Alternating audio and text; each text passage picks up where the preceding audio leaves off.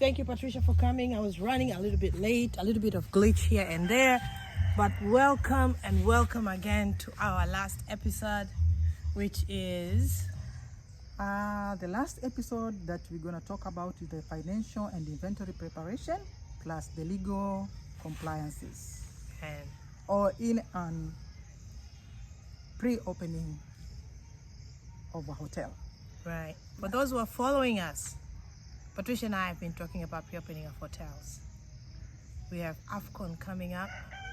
We want hotels that are really ready to do all these reservations and everything else. And we've covered a few things, and we'll keep on uploading these videos as we go.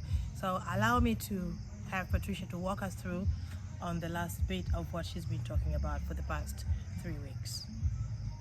Karibu, Patricia. Asante sana, Lydia. This is our last episode on this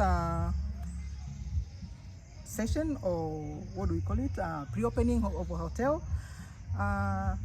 Last session when it comes to front office reservations, sales and marketing, and other areas, because we're going to be talking about other things as we go. You know. Very right. Very right. Great. So we're going to talk about the financial and inventory preparations. When you have a pre-opening hotel, or we call it a soft opening, you need to finalize your budget and cost, and put controls in measure.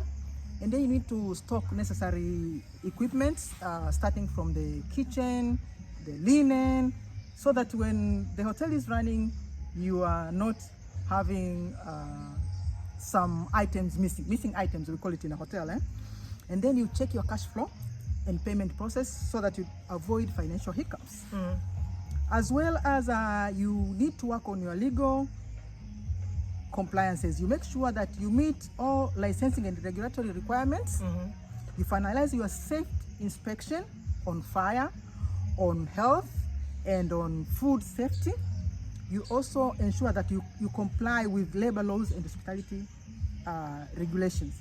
Okay. If you don't do these things, of course, you will be in trouble with the regulatory system within your country. So you really need to make sure, apart from dealing with the guests, also you follow the local laws, regulations are in place, your cash flow is well taken care of, you don't miss out all the items in the restaurants, in rooms, so that when the guest comes, he has a very comfortable stay with you. You give them a very good experience. They don't want to come here and start looking for things that you are supposed to be done in advance. So the soft opening will help you. All these things until when you now come to the full operation. So, Patricia, when we started 30 years ago,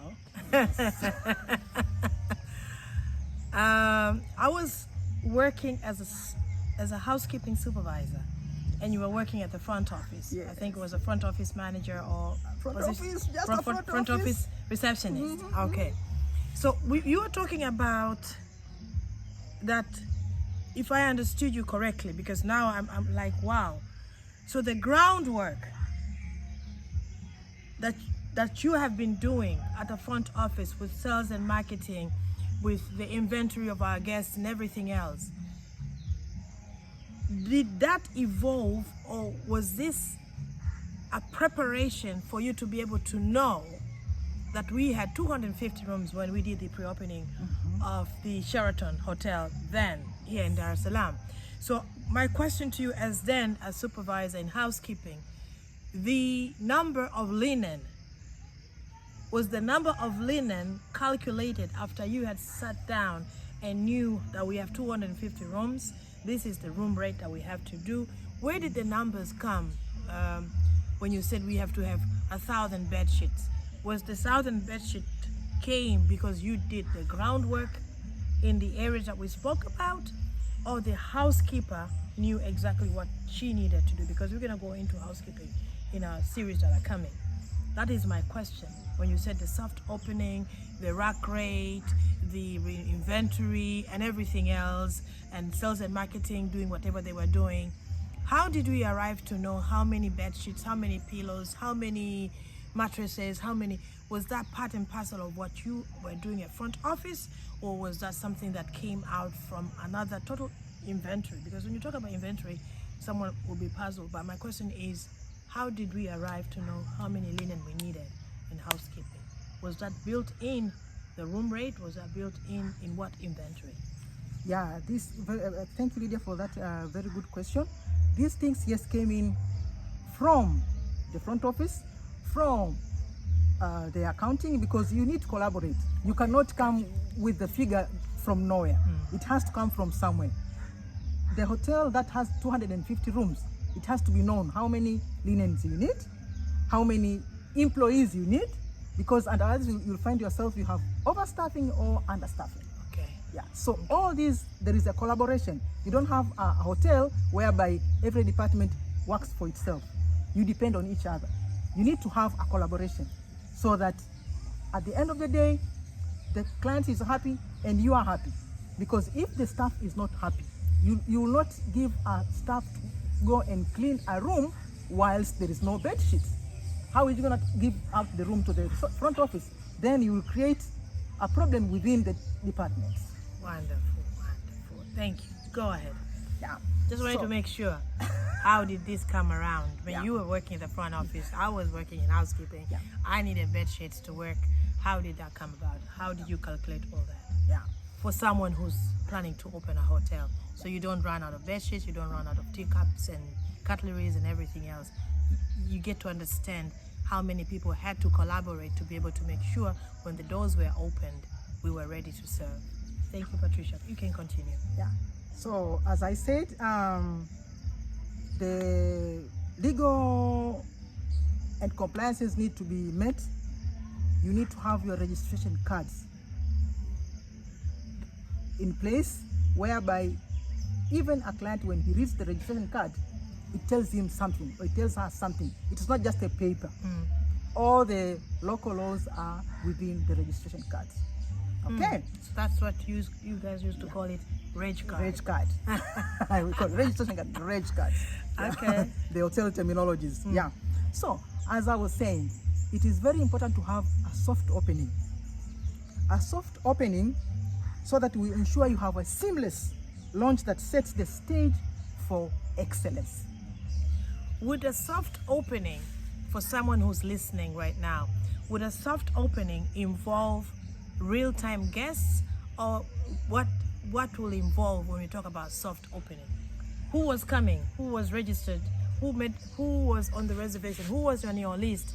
Is people that you know to see if the systems are working, or you picked different clientele from, booking.com, from the bloggers and everybody else? How did it work?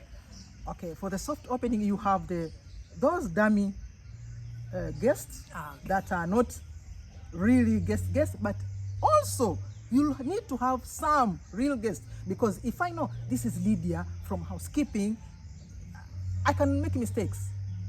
But when I'm standing in front of the reception and I know this is a guest, and this is what's going to happen to me when I have the real opening or the real-time running of the hotel, I need to act as if I am with a real client. Okay. So it doesn't matter if it is soft opening, but soft opening will help you to clean up any issues that are not in place. Okay. You need to have a soft opening so that you clear any gaps that may arise, so that when you have a guest, you have a seamless check-in, you have a seamless checkout. Any other area in the restaurant, in the rooms, there is other areas like in the pool side. Make sure that everything is in place. You have the gym, you have, a hotel consists a lot of departments within. So it's basically what you're saying is, before you start talking that we have a pastry, a well equipped pastry, and we have great chefs, and we have the best croissants, we need to test those croissants first. You need to test before we can really take them out into the market, right? Yeah, we need to test, because this is what we call internal guest and external guest. So the internal guest will give you the feedback. Right. You have a number of internal guests, but you also need to have external guests who will give you the real feedback. And then we call it, whether it is negative, whether it is positive, we call it constructive feedback. Constructive feedback. Yeah.